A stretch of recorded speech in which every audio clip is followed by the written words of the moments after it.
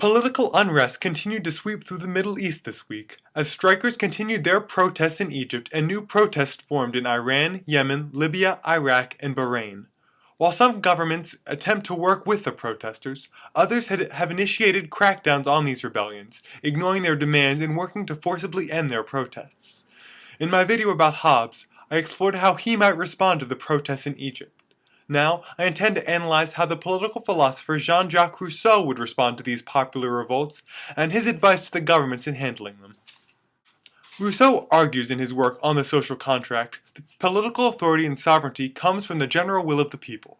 In Rousseau's political theory, the people act as both the sovereign and the subjects. They both express their will and are bound to follow it. Government, Rousseau proposes, is a mediator between the people's roles as sovereign and the subjects, charged with the executive power of enforcing the law.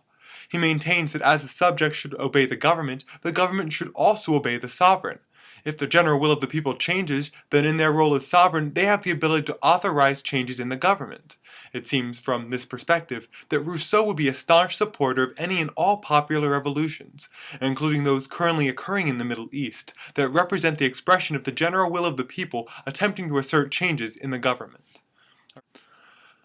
From similar logic, I believe Rousseau would criticize those governments which are not responding to their subjects' and sovereigns' protests, and condemn those that are reacting to the mostly peaceful protests with violence.